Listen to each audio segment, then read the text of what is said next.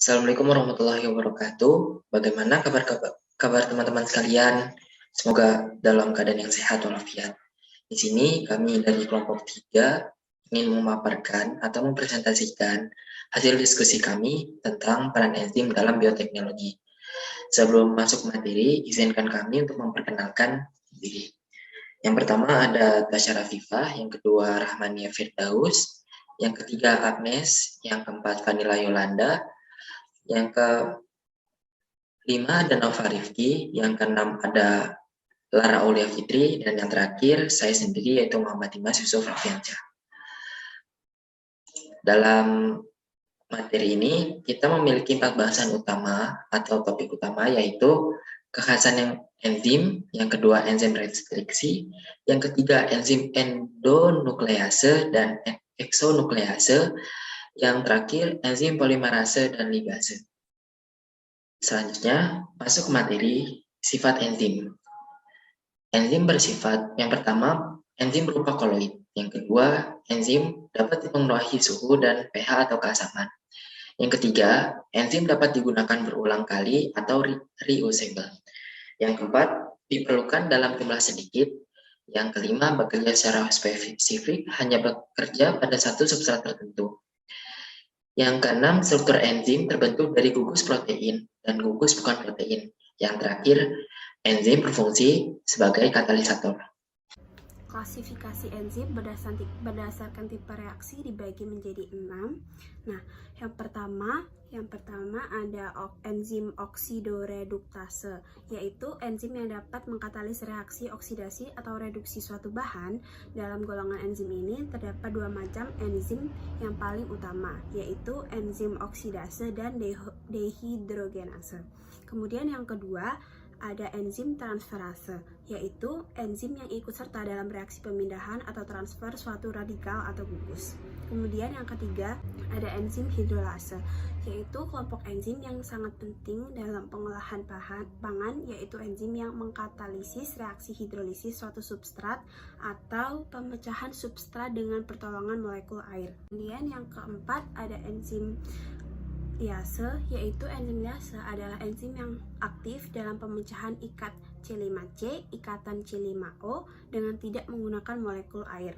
Kemudian ada enzim isomerase, yaitu enzim yang mengkatalisasi reaksi perubahan konfigurasi molekul dengan cara pengaturan kembali atom-atom substrat sehingga dihasilkan molekul baru yang merupakan isomer dari substrat.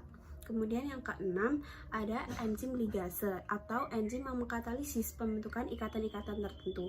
Misalnya pembentukan ikatan C5, C5C, C5O, dan C5S dalam biosintesis koenzim A, serta pembentukan ikatan C5N dalam sintesis glutamin. Kemudian ada faktor-faktor yang mempengaruhi cara kerja enzim atau aktivitas enzim, yaitu yang pertama ada suhu. Apabila suhu di lingkungan enzim menurun, maka efektivitas enzim melambat. Kondisi ini terjadi karena energi kinetik yang rendah, sehingga bergerak lambat dan tidak sering bertabrakan. Sedangkan jika suhu di lingkungan enzim terlalu tinggi, maka enzim beresiko mengalami denaturasi. Kemudian yang kedua ada pH. Pada umumnya pH optimum enzim berkisar antara 6 sampai 8. Namun terdapat beberapa pengecualian. Sebagai contoh, enzim pepsin bekerja optimum pada pH 2 di lambung untuk memecah protein menjadi pepton. Kemudian yang ketiga ada konsentrasi substrat, yaitu laju suatu reaksi enzim akan meningkat seiring dengan penurunan konsentrasi substrat. Ketika konsentrasi substrat semakin banyak, maka kerja enzim akan menurun, sehingga dibutuhkan penambahan enzim untuk mengatasinya. Kemudian yang keempat ada aktivator, yaitu zat pengaktif seperti bahan kimia tertentu yang mampu meningkatkan kerja enzim. Contohnya logam alkali tanah, CO, Mg, Mn, dan kalsium. Kemudian konsentrasi enzim, yaitu konsentrasi enzim dengan laju reaksi enzim berbanding lurus, artinya laju reaksi enzim akan bertambah secara konstan seiring dengan adanya penambahan konsentrasi enzim. Yang terakhir ada inhibitor, yaitu senyawa yang mampu menghambat kerja enzim. Inhibitor menyebabkan aktivitas enzim terganggu sehingga enzim tidak dapat bekerja secara optimal. Yang selanjutnya adalah enzim restriksi. Enzim restriksi adalah enzim yang memotong untaian DNA pada rangka gula fosfat tanpa merusak basa sesuai urutan yang dikenalinya. Adapun peran enzim restriksi adalah membatasi pertumbuhan virus, memotong DNA pada lokasi spesifik. Yang selanjutnya adalah tata cara penamaan enzim restriksi.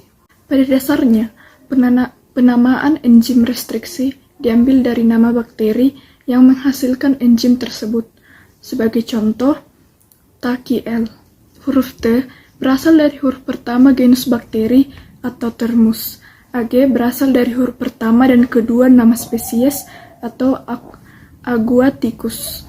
Huruf L berasal dari nama strain bakteri Thermus aquaticus. Jenis enzim restriksi. Ada 3 jenis enzim restriksi. Yang pertama, enzim restriksi ini kompleks dengan multi subunit memotong DNA secara acak dan jauh dari sekuens pengenalannya. Enzim restriksi tipe 1 ini memiliki pengaruh besar dalam biokimia, namun mempunyai nilai ekonomis yang rendah karena tidak dapat menghasilkan potongan fragmen DNA yang diinginkan sehingga tidak diproduksi. Tipe yang kedua, enzim ini memotong DNA dekat atau pada situs pengenalannya. Enzim ini menghasilkan fragmen-fragmen sesuai dengan yang diinginkan, sehingga biasa digunakan untuk analisis DNA dan cloning gen. Enzim tipe 2 yang umum digunakan adalah HAL, E. coli, NOTL, dan HIDLL. Enzim restriksi tipe 3. Enzim restriksi yang tidak digunakan dalam laboratorium.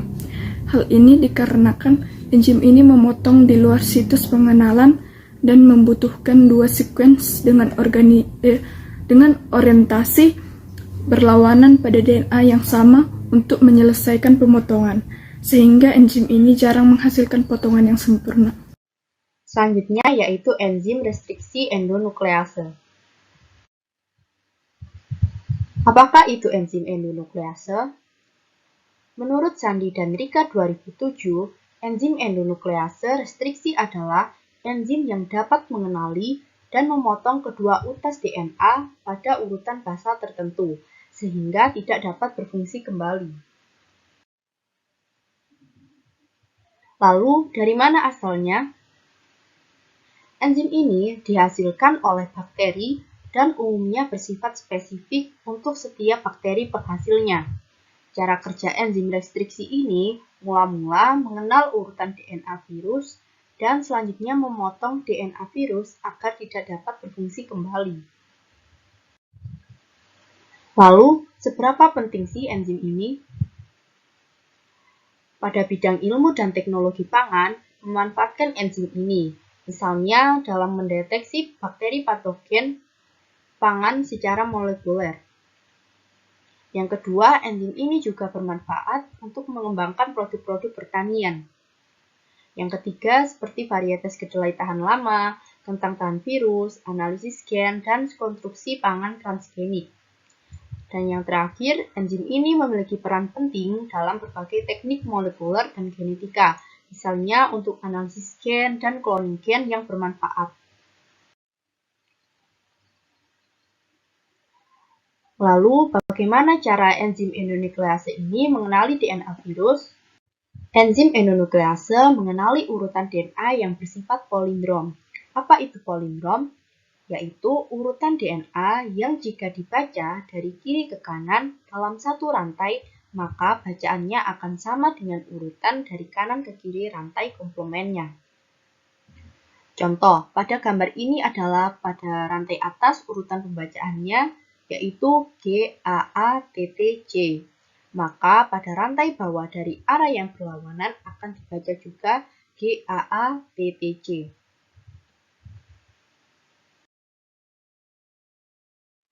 Selanjutnya yaitu hasil pemotongan enzim endonuklease. Terdapat 2 macam yaitu sticky end dan blunt end. Yang pertama yaitu sticky end.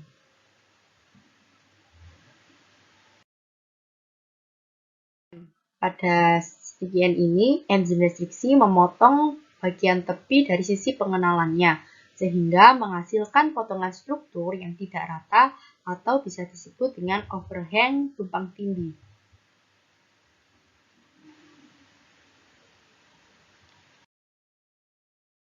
Plan N. Enzim restriksi memotong tepat bagian tengah dari titik pengenalannya. Akibatnya terbentuk dua fragmen yang rata sehingga disebut plan N atau ujung tumpul. Lalu, apakah DNA bakteri tidak ikut terpotong? Bakteri sebenarnya memiliki palindrom yang sama dengan yang dimiliki virus. Bedanya, titik pengenalan enzim restriksi pada bakteri mengalami modifikasi dengan penambahan gugus metil. Keberadaan gugus metil ini memiliki fungsi yang sangat penting. Pembahasan selanjutnya yaitu enzim restriksi eksonuklease. Enzim eksonuklease yaitu merupakan enzim nuklease yang memutus ikatan kimia antara nukleotida di ujung 3 atau 5 dan rantai asam nukleat, memecah nukleotida tunggal di ujung rantai dan menghasilkan nukleosida. Eksonuklease ditemukan di area archaea, bakteri, dan eukariota.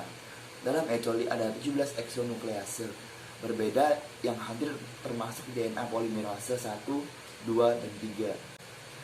Fungsi dari enzim eksonuklease ini sendiri yaitu ia penting dalam perbaikan DNA, rekombinasi genetik, pencegahan terjadinya mutasi, dan yang terakhir yaitu sebagai stabilisasi genom. Nuklease juga bertanggung jawab untuk memutus ikatan kimia fosfodiester antara nukleotida asam nukleat. Nuklease dapat bekerja di dalam atau di ujung rantai asam nukleat. Endonuklease membelah nukleotida dari tengah rantai, sedangkan eksonuklease membelah nukleotida dari ujung rantai asam nukleat. Endonuklease sangat penting dalam teknologi DNA rekombinan karena mereka mengenali urutan basa spesifik dalam rantai asam nukleat dan memutus ikatan antar nukleotida. Perbedaan enzim endonuklease dan eksonuklease dari segi produk akhir. Dari endonuklease menghasilkan fragmen restriksi oligonukleotida, dengan ekso menghasilkan nukleosida. Selanjutnya yaitu perbedaan dari segi fungsi. Eksonuklease menghasilkan nukleotida satu persatu dari ujung asam nukleat, sedangkan endonuklease memutus ikatan fosfodiester dan menghasilkan fragmen restriksi. Tapi mereka menghilangkan nukleosida satu persatu. Perbedaan dari segi contoh dari endonuklease yaitu antara lain BAM-HI, E. coli, HIM3, HbA1, dan SMA1. Sedangkan dari eksonuklease, contohnya yang pertama yaitu eksonuklease 1, eksonuklease 3, eksonuklease 5, eksonuklease 8, eksonuklease 9, eksonuklease T, dan eksonuklease X.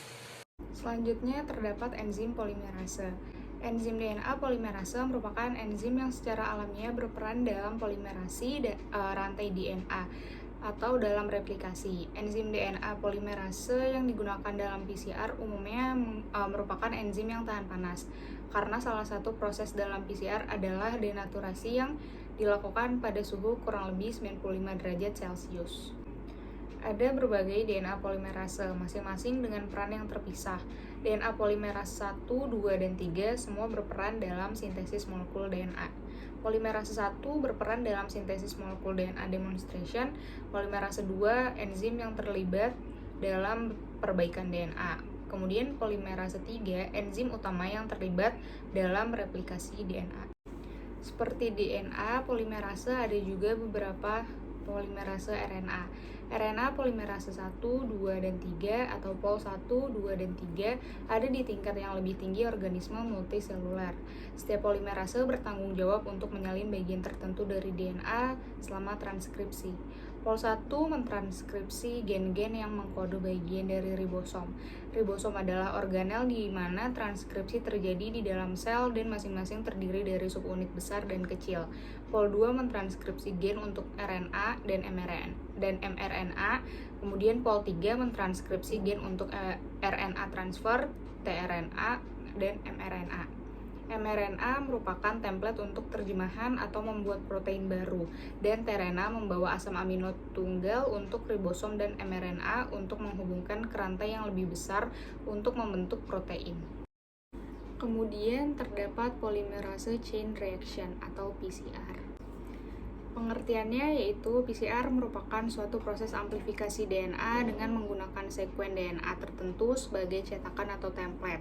Reaksi tersebut melibatkan suatu proses yang mirip dengan replikasi DNA tetapi terjadi secara in vitro yang dilakukan berulang-ulang atau beberapa siklus.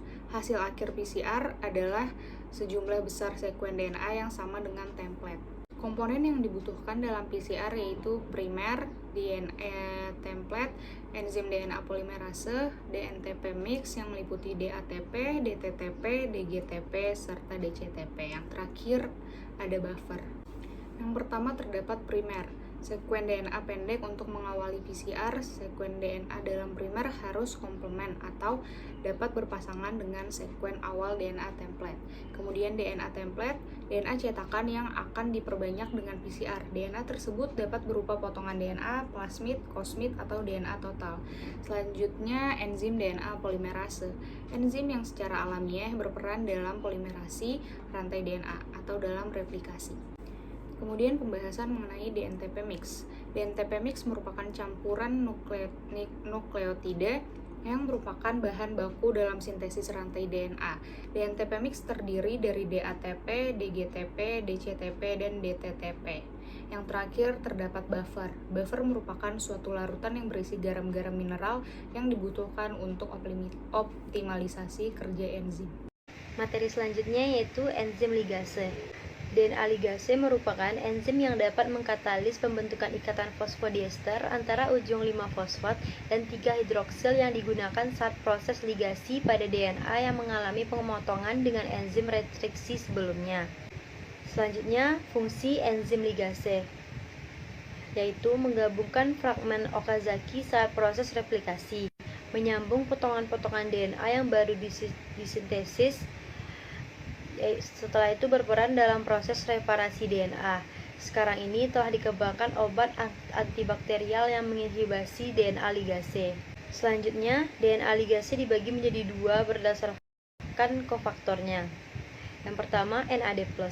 DNA ligase NAD+ dependen ditemukan hanya di bakteri. Selanjutnya, ATP. DNA ligase ATP dependen ditemukan di bakteriofag, Eubacteria, Archaea, dan virus. Selanjutnya, pembentukan ikatan fosfodiester dengan DNA ligase. Pertama-tama, DNA ligase mengikat dan menghidrolisis ATP atau NAD dan pembentukan kompleks ligase adenilat AMP. Selanjutnya, AMP ditransfer ke ujung 5-fosfat untuk membentuk DNA adenilat. Dan yang terakhir, DNA ligase mengkatalis reaksi 3OH dan NIC pada DNA adenilat untuk bergabung dengan polinukleotida membentuk ikatan fosfodieter dan membebaskan AMP.